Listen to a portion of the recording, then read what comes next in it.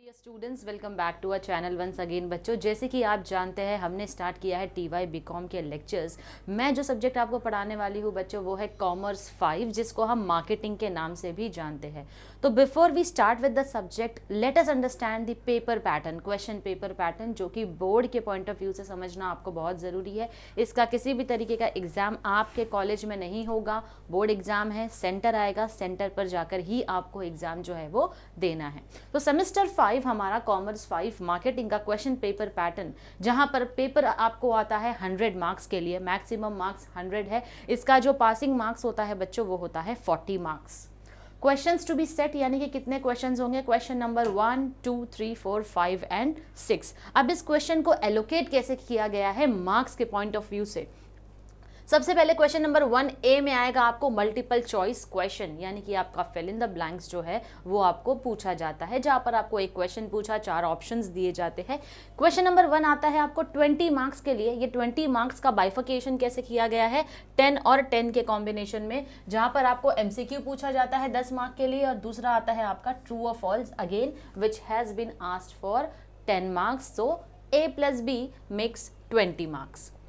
Then we have question number 2। Question number 2 में आपको 3 question पूछे जाते हैं, A, B और C, और ये तीनों ही क्वेश्चन जो है ये आपको पूछे जाते हैं मॉड्यूल 1 से। ये तीनों ही क्वेश्चन जो है ये आपको पूछे जाते हैं बच्चों, कहाँ से?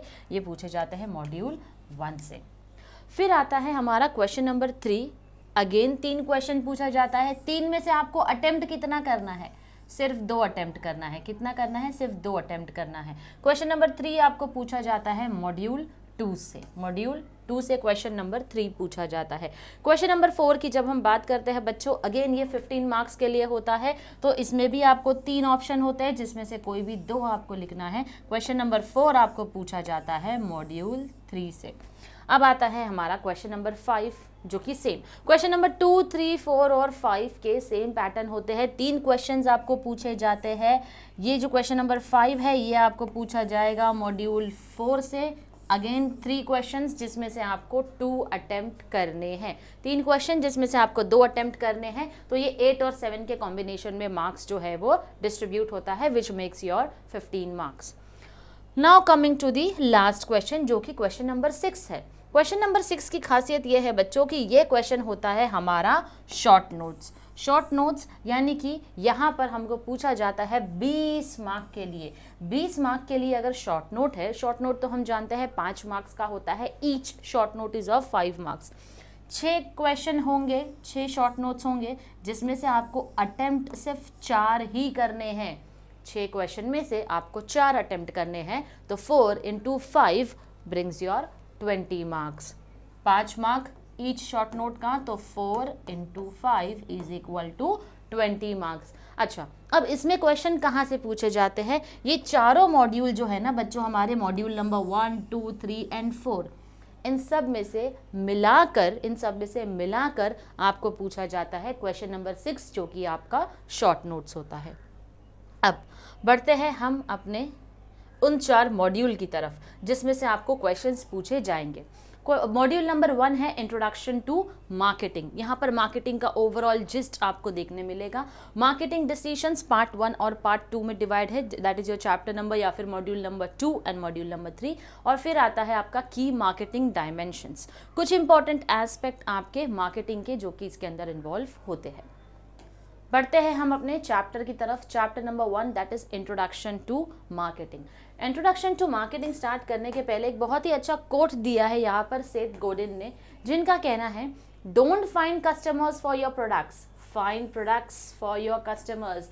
यानी कि ऐसा ना हो मैंने कोई एक प्रोडक्ट को बना लिया, मैंने किसी एक प्रोडक्ट को बना लिया, अब मैं इसके लिए ढूंढ रही हूँ कि मेरे कस्टमर्स कौन होंगे। नहीं, मुझे क्या करना है? मुझे कस्टमर्स को ढूंढना है, उनकी रिक्वायरमेंट को समझना है, उनकी नीड को समझना है, और फिर जाके अपने प्रोडक्ट को डिज़ाइन करना है, that is what marketing is all about. Do not find customers for your products, rather find products for your customers. Now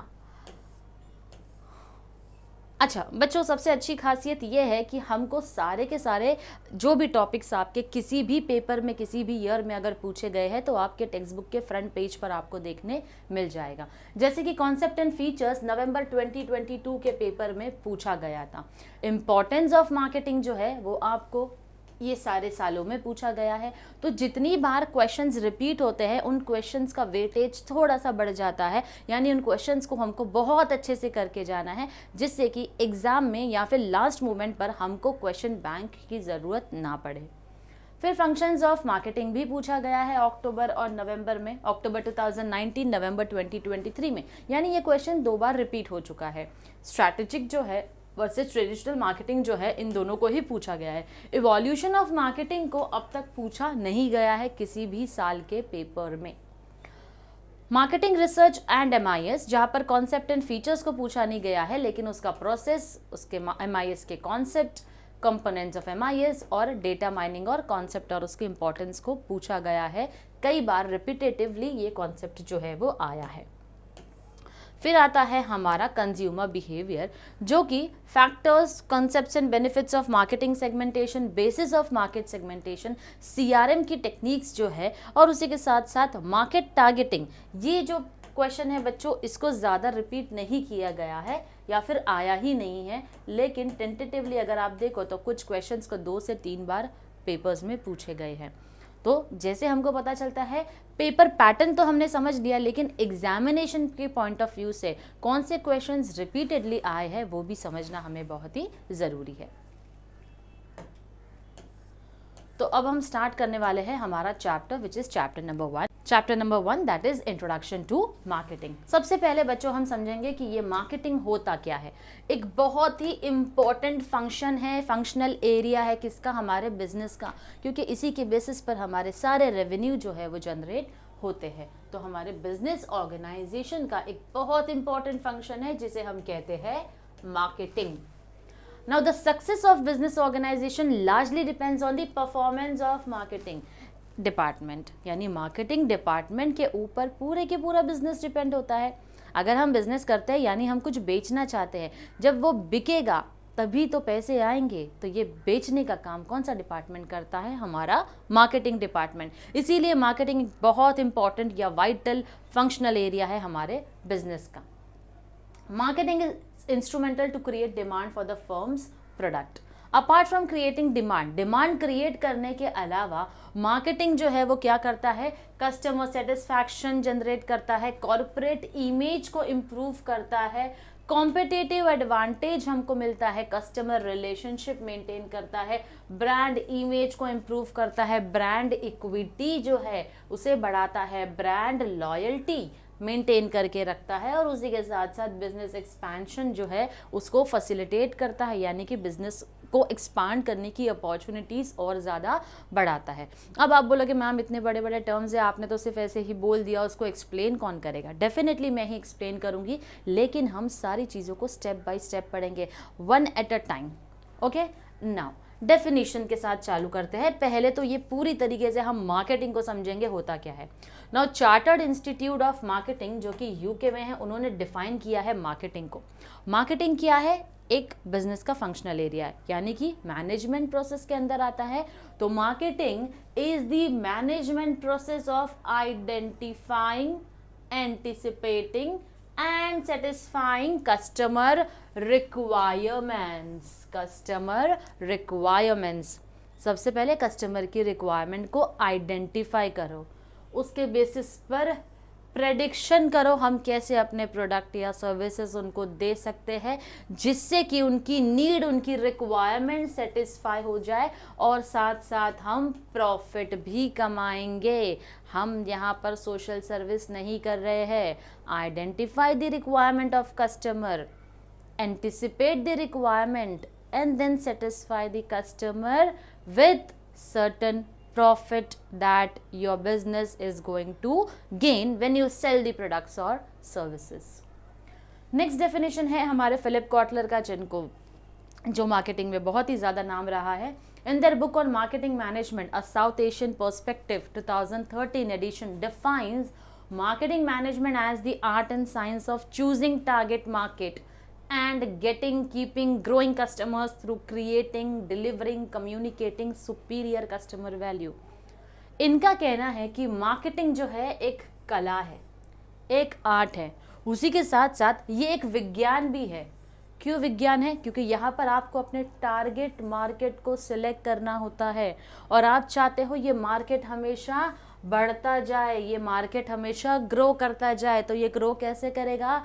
जब आप क्रिएट कर रहे हो, क्रिएट करने के साथ साथ डिलीवर कर रहे हो और कम्युनिकेट कर रहे हो। क्या? कस्टमर वैल्यू, यानी जो कस्टमर आपके प्रोडक्ट को खरीदता है उसे कुछ वैल्यू जो है वो फील होनी चाहिए, आपके प्रोडक्ट से कुछ नीड सेटिस्फाई हो रही है, कुछ वर्थ है उसको पे करके अपने आपसे जो प्रोडक्ट खरीदता है, उसकी वैल्यू, उसकी इंपॉर्टेंस जो है वो कस्टमर के लिए होनी चाहिए। तो आप उस वैल्यू को पहले क्रिएट करेंगे, उस वैल्यू को डिलीवर करेंगे कस्टमर तक और मेक श्योर करोगे कि यही वैल्यू जो है वो हम कस्टमर को क्या कर रहे हैं? कम्युनिकेट भी कर रहे हैं। That is what the Asian Perspective book on marketing management as written by Philip Kotler rightly says. Then we have the next definition बच्चों, जो कि अमेरिकन मार्केटिंग इंस्टीट्यूशन का है, जिनका कहना है मार्केटिंग एक ऑर्गेनाइजेशनल फंक्शन है और या फिर एक सेट ऑफ प्रोसेसेस है जो कि create, communicate and delivering value to customers and for managing customer relationships in ways that benefit the organization and its stakeholder।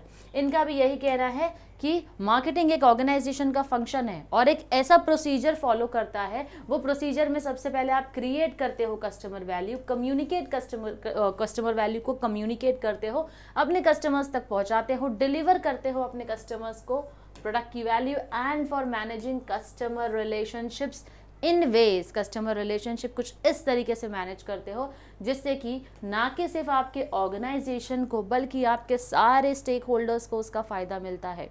जब हम बात करते हैं स्टेक होल्डर्स की, तो स्टेक होल्डर्स में आपके सब आ जाते हैं जो भी आपके बिजनेसेस से जुड़े हैं, जैसे कि आपके कस्टमर्स तो है ही, उसी के साथ साथ आपके इन्वेस्टर्स होते हैं, आपके डीलर्स होते हैं, सप्लायर्स होते हैं, होलसेलर्स होते हैं, रिटेलर्स होते हैं, इन्वेस्टर्स होते हैं, shareholders of the company, employees of the organisation. इन सब को मिलाकर जो टर्म यूज़ किया जाता है उसे हम कहते हैं स्टेक होल्डर्स।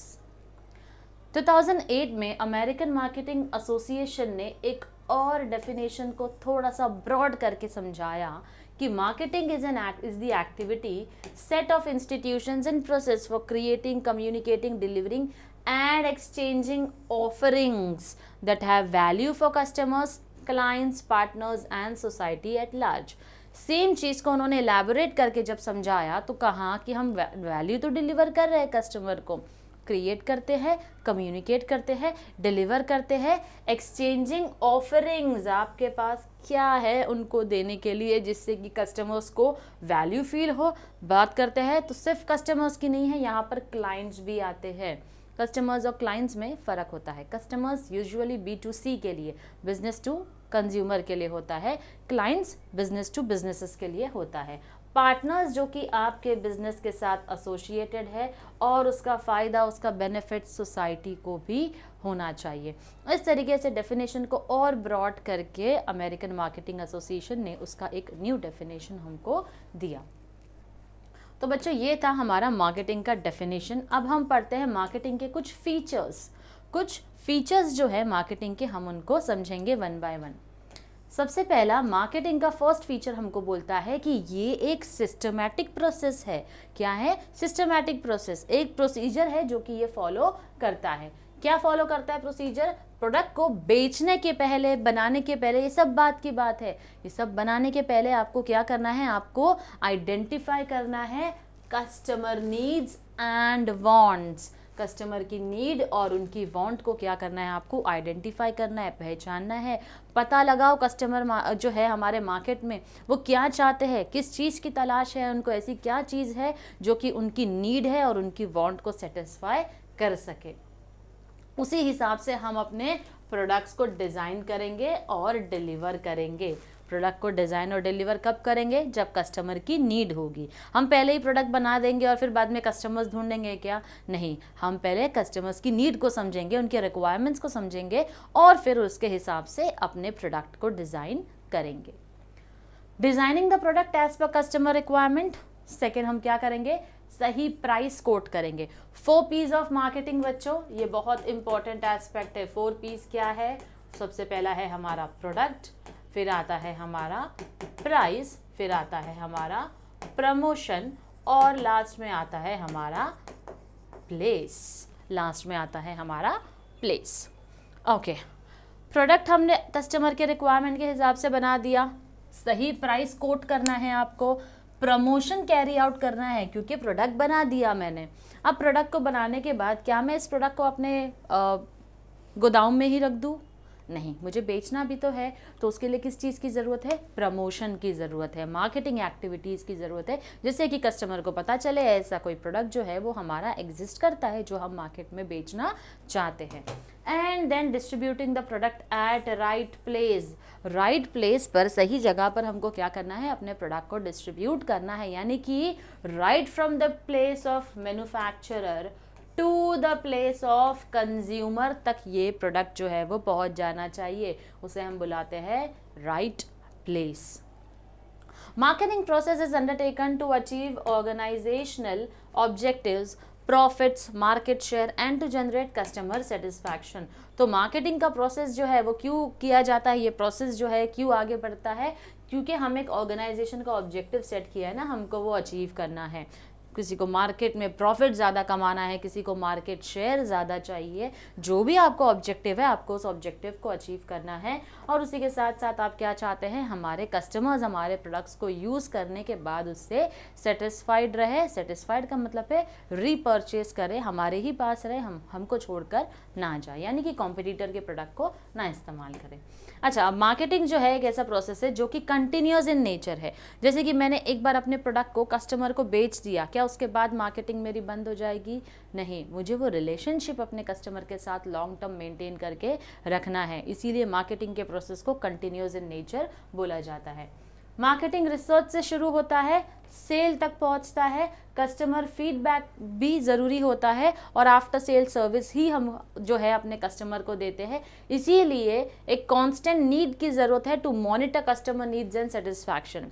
देखो, ह्यूमन वॉन्ट्स आर अनलिमिटेड, हमारे नीड्स, हमारे वॉन्ट्स चेंज होते रहते हैं। आज जो एक चीज़ मिली हम उससे सेटिस्फाई हो गए, now we want something more. तो वो जो मोर है वो हमारे फीडबैक के ज़रिए हम हमारे ऑर्गेनाइजेशन तक कन्वे करते हैं और ऑर्गेनाइजेशन उसी के बेसिस पर रिसर्च एंड डेवलपमेंट करके न्यू प्रोडक्ट बनाकर आपको फिर से मार्केट में ऑफर करती है। इसीलिए मार्केटिंग एक कंटिन्यूस प्रोसेस है। Next we have ideas, goods and services. अच्छा, मार्केटिंग जो है वो सिर्फ गुड्स से रिलेटेड नहीं है, मार्केटिंग का जो एस्पेक्ट है वो आइडियाज़ तक भी पहुंच सकता है, गुड्स एंड सर्विसेज भी। जैसे कि हम मार्केटिंग करते हैं किस चीज़ के लिए, गुड्स एंड सर्विसेज के लिए, राइट, गुड्स एंड सर्विसेज। जैसे कि कोई FMCG प्रोडक्ट हमको बेचना है, कंज्यूमर ड्यूरेबल्स हो गया, जैसे कि गर्मी का सीज़न है तो सबसे ज़्यादा अभी कोई प्रोडक्ट बिका है तो वो है AC, एयर कंडीशनर्स। तो इसका प्रमोशन हुआ, इसके लिए मार्केटिंग एक्टिविटीज़ हुई, तभी तो जाके ये प्रोडक्ट बिका है, राइट। तो वो कंज्यूमर ड्यूरेबल है हमारा। नेक्स्ट आती है हमारी इंटेंजिबल सर्विसेज। इंटेंजिबल सर्विसेज की अगर हम बात करें तो होटल्स है, रेस्टोरेंट है, उसी के साथ साथ इंश्योरेंस सर्विसेज है, ये सारे हमारे सर्विसेज का हिस्सा है। जब हम बात करते हैं आइडियाज़ की, आइडियाज़ जो होता है बच्चों वो यूजुअली आपके सोशल और गवर्नमेंट एस्पेक्ट या ऑर्गेनाइजेशंस जो होते हैं वो ज़्यादातर आइडियाज़ को सेल करने की कोशिश करते हैं, उसके लिए मार्केटिंग का इस्तेमाल करते हैं। आइडियाज़ सेल मतलब यहाँ कोई चीज़ बेचनी नहीं होती है, यहाँ उनको कोई एक अवेयरनेस क्रिएट करनी होती है सोसाइटी में, उसके लिए हम क्या करते हैं, आइडियाज़ की मार्केटिंग करते हैं। जैसे कि कुछ कैंपेन्स होते हैं ड्रग्स से रिलेटेड, एड्स अवेयरनेस क्रिएट करना है, एंटी करप्शन से रिलेटेड। अगर आपने देखा होगा टाटा टी का एक ऐड आता था जो कि करप्शन प्रैक्टिसेस को रोकने के लिए हमेशा प्रमोशन करता था, जागो रे कहा जाता था, चाय पी लिया तो अभी हम चाय क्यों पीते, basically to wake ourselves up, right. तो यहाँ पर आप जब चाय पी रहे हो तो वो सिंपल सी आपको एक मैसेज देना चाहता है सोसाइटी में कि अब जाग जाओ, अब करप्शन प्रैक्टिसेस या करप्शन नेताओं को तुमको हटाना है, तो वोटिंग तुम्हारा राइट है। तो ये सारी चीज़ें क्या है, एक आइडिया है जो वो मार्केटिंग करने की, उस आइडिया की कोशिश कर रहे हैं। In fact every market offering includes a basic idea. यहाँ तक कि हर एक प्रोडक्ट में भी बच्चों एक आइडिया सेल हो रहा है। अब ये सारी चीज़ तो आइडिया है ही जो कि सोशल अवेयरनेस क्रिएट करने के लिए है। लेकिन जब एक प्रोडक्ट बिकता है उसके पीछे कोई ना कोई आइडिया भी सेल हो रहा है। जहाँ पर सबसे अच्छा एग्जाम्पल दिया है चार्ल्स रेवसन का।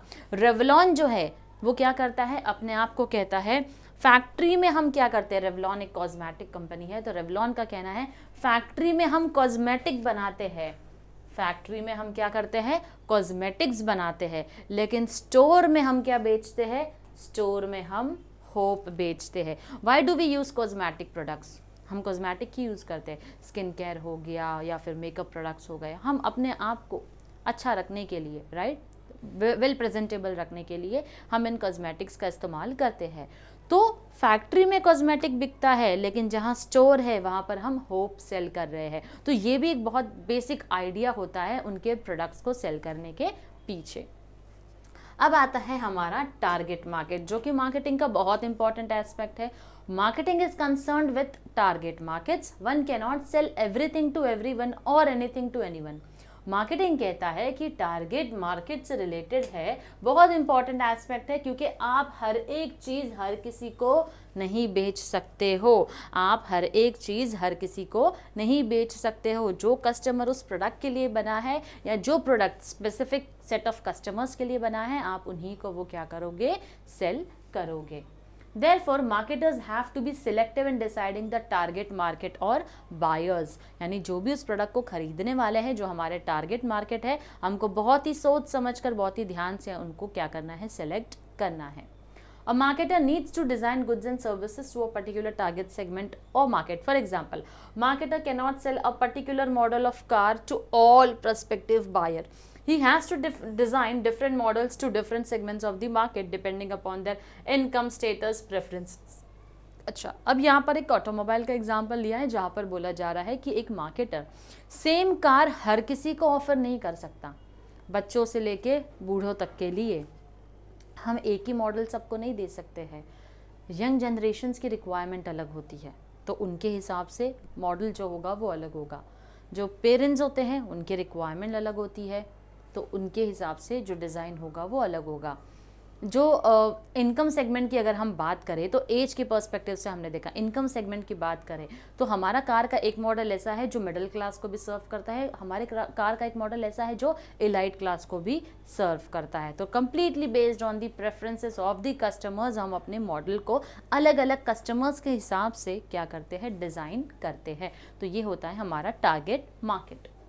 Then it says all pervasive. All pervasive का मतलब होता है एप्लीकेबल एवरीवेयर, यूनिवर्सली। मार्केटिंग एक ऐसा कॉन्सेप्ट है जो हर जगह एप्लीकेबल है। यहाँ पर आप सोचोगे सिर्फ बिजनेस में है, तो नहीं। आइडियाज़ हमने देखा तो वो सोशल या गवर्नमेंट ऑर्गेनाइजेशन के लिए होता है, वहाँ तो कोई प्रोडक्ट या सर्विसेज सेल नहीं होता है। तो नॉन बिजनेस ऑर्गेनाइजेशंस में भी क्या होता है, तुम्हारा मार्केटिंग का कॉन्सेप्ट एप्लीकेबल है।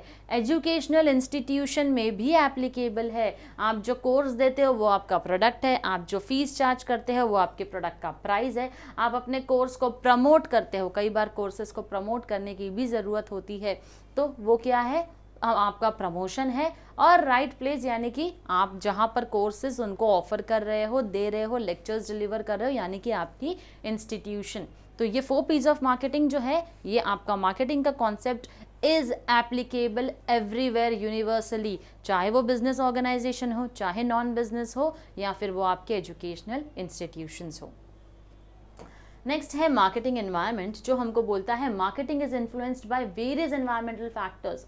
अब हम जब बिजनेस करते हैं तो एनवायरनमेंट में रहकर करते हैं, राइट। तो हमारा जो सराउंडिंग है जहाँ पर हम बिजनेस कर रहे हैं, तो वो एनवायरनमेंट का इन्फ्लुएंस हमारे बिजनेस के ऊपर भी होता है।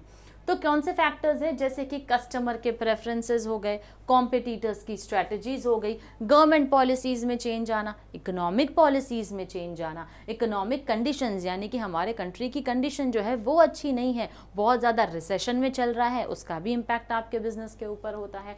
फाइनेंशियल क्लाइमेट जो है वो हमारे बिजनेस का कैसा है, बिजनेस बहुत ज़्यादा लॉस में जा रहा है या प्रॉफिटेबल है, ये सारे एनवायरमेंटल फैक्टर्स का इम्पैक्ट जो है वो मार्केटिंग जो है इन सारे फैक्टर्स से इन्फ्लुएंस्ड होता है।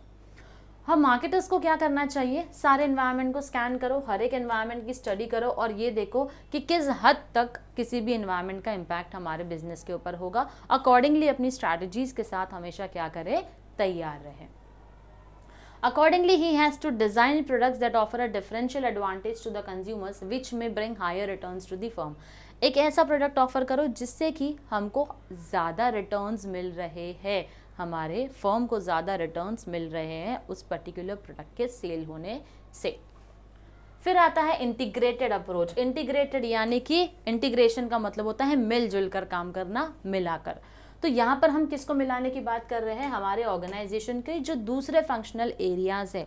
ऑर्गेनाइजेशन के फंक्शनल एरियाज कौन से होते हैं बच्चों, हमारा मार्केटिंग एक है, फिनेंस है, प्रोडक्शन है, ह्यूमन रिसोर्स है, ऑपरेशंस होता है, कुछ कुछ ऑर्गेनाइजेशन में कहीं पर नहीं भी होता है, प्रोडक्शन डिपार्टमेंट होता है। ये सारे अलग अलग क्या है, हमारे ऑर्गेनाइजेशन के फंक्शनल एरियाज है। तो मार्केटिंग को ये सारे डिपार्टमेंट के साथ मिलकर काम करना होता है, सारे फंक्शनल एरियाज के साथ मिलना होता है आपस में, क्योंकि इनको देखो फाइनली करना क्या है, हमारे ऑब्जेक्टिव को अचीव करना है। तो फिनेंस डिपार्टमेंट से पैसा आना ज़रूरी है, तो मार्केटिंग एक्टिविटीज़ जो है वो आगे बढ़ेगी।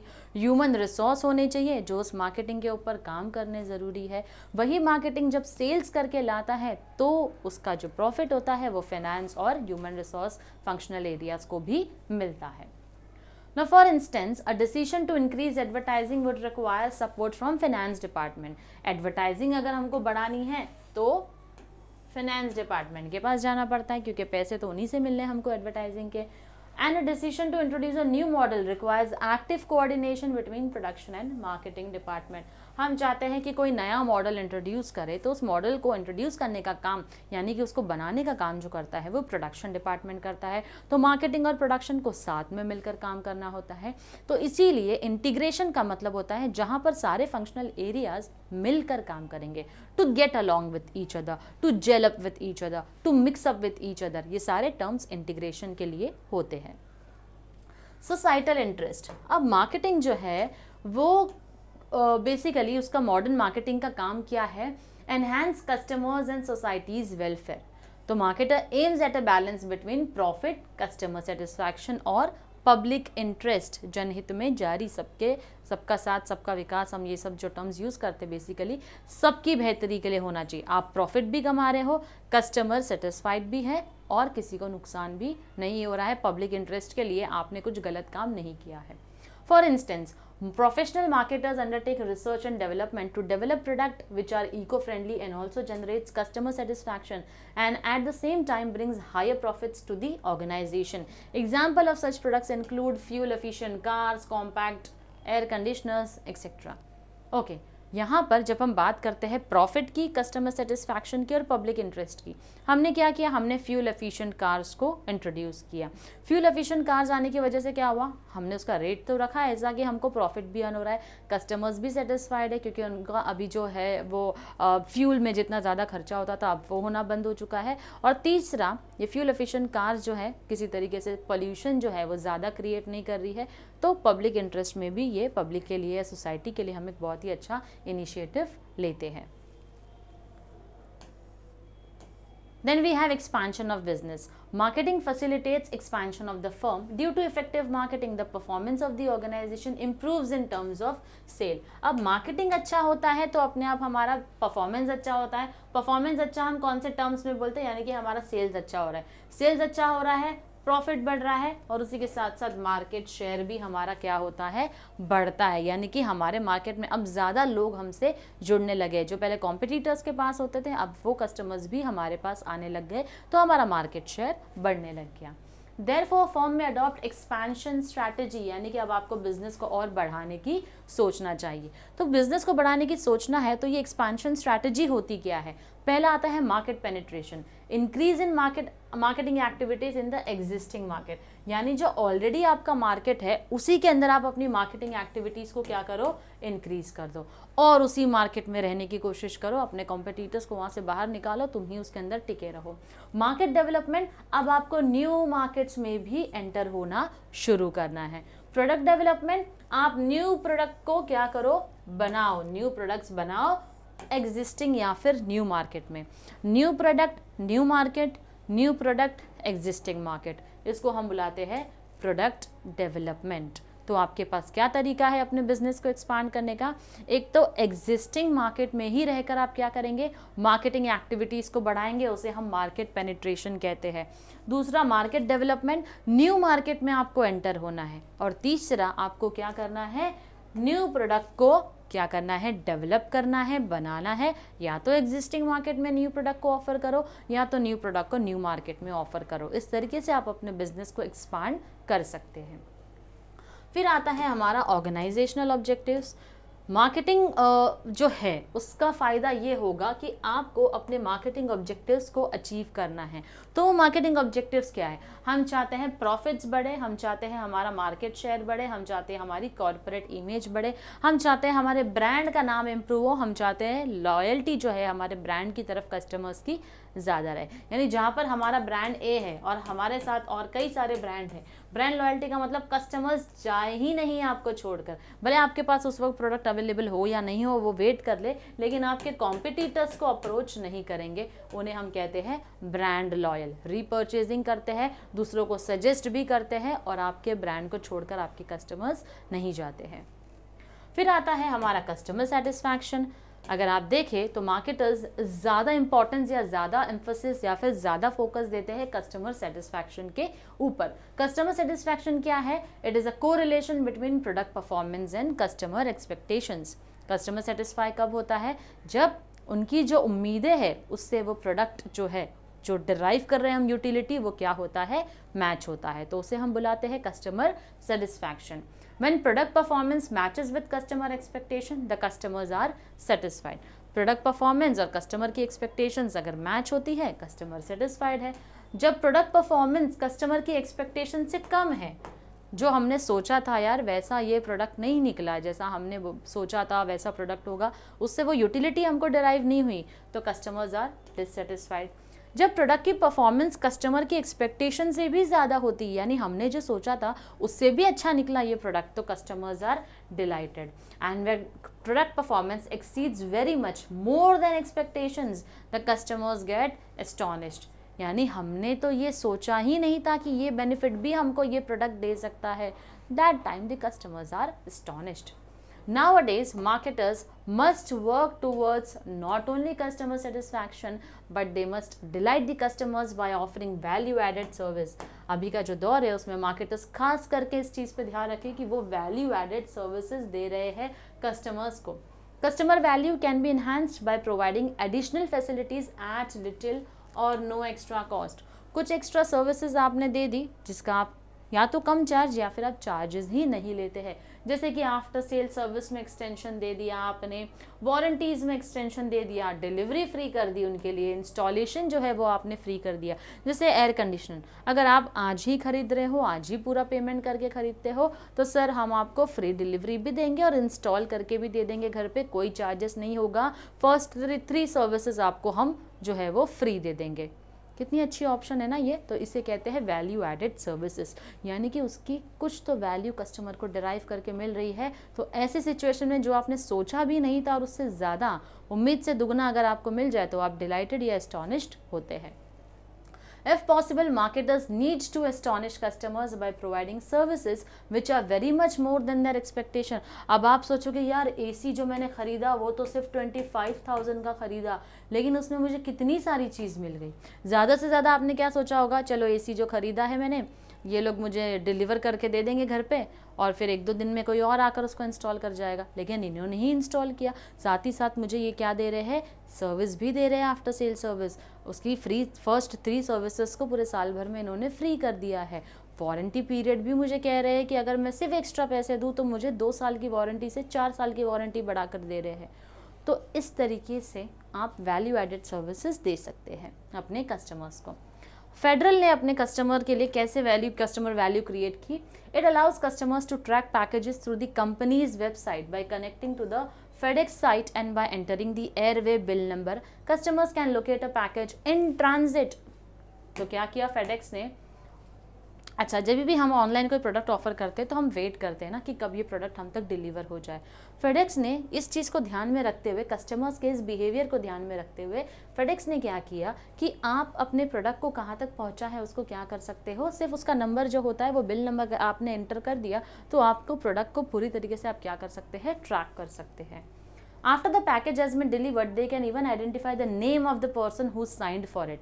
This service is free of charge. This facility has enhanced the customer value and loyalty. तो एक बार पैकेज डिलीवर हो गया तो किसने साइन किया है, किसके पास डिलीवर हुआ है, किसने लिया है, ये भी आपको पता चल जाता है। तो ये फ्री सर्विसेज है जो कि फेडेक्स अपने कस्टमर्स को ऑफर करता है, जो कि उनके लिए एक वैल्यू डिराइव करती है। फिर आता है हमारा कॉम्पिटिटिव एडवांटेज। कॉम्पिटिटिव एडवांटेज जहां पर इफेक्टिव मार्केटिंग हमको कंपटीशन फेस करने में बड़ी ही मदद करती है। प्रोफेशनल मार्केटर्स जो होते हैं डिसीजन मेकिंग में बड़े ही क्विक होते हैं, बड़े ही प्रोएक्टिव होते हैं।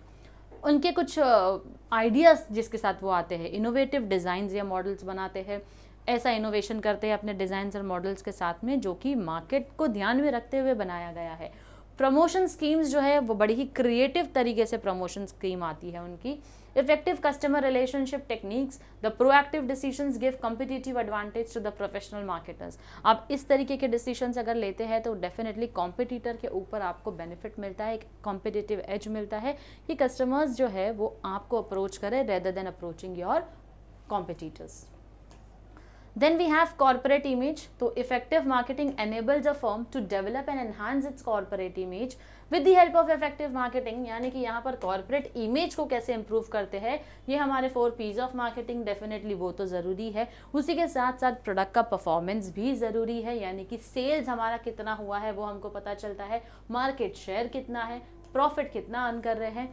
As a result corporate image improves in the minds of stakeholders. अगर हमारी कंपनी के प्रोडक्ट का सेल ज़्यादा होता है, प्रॉफिट ज़्यादा हो रहा है, मार्केट शेयर में हम सबसे ज़्यादा है, सबसे आगे है, तो उसमें क्या होता है, अपने आप आपका नाम जो है वो बढ़ने लगता है आपके स्टेक होल्डर्स के सामने, यानी आपके स्टेक होल्डर्स को पता चलता है ये कंपनी बहुत ही प्रॉफिटेबल है। अच्छा, जैसे हम शेयर मार्केट में इन्वेस्ट करते हैं तो कौन सी कंपनीज में इन्वेस्ट करते हैं, एक तो उनका बिजनेस देखते हैं, बिजनेस के लिए हम ये देखते हैं आगे कितना ग्रोथ है इस बिजनेस में, और साथ ही साथ ये देखते हैं कि ये कंपनी कितना प्रॉफिट कमाती है, किसी तरीके के डेप्ट में तो नहीं है ज़्यादा, इनके असेट्स क्या है, इनकी लाइबिलिटीज़ क्या है। एक कंपनी में इन्वेस्ट करने के पहले हम ये सारी चीज़ें देखते हैं। तो बस अगर जो कंपनी में ये सारी चीज़ें, सारे एस्पेक्ट पॉजिटिव हुए, उसी को हम बुलाते हैं N improved corporate image. A good corporate image in the minds of stakeholders helps a firm to expand and grow. For instance, firms that have good corporate image, एक फर्म जिसकी corporate image बहुत ज़्यादा अच्छी है, ऐसे firm के ऊपर हमारा ट्रस्ट और कॉन्फिडेंस क्या होता है और बढ़ जाता है।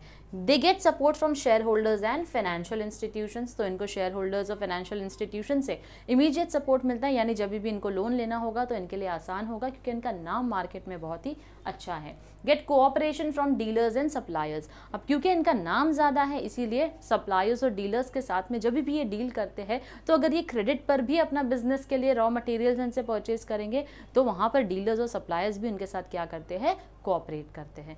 तो इस तरीके से बच्चों ये कई सारे फीचर्स थे हमारे मार्केटिंग के जो हमने पढ़े हैं। मिलती हूँ आपसे नेक्स्ट लेक्चर में जहाँ पर हम मार्केटिंग की इंपॉर्टेंस को समझेंगे, यानी कि मार्केटिंग क्यों ज़रूरी है। Till then stay tuned to our channel. Thank you very much.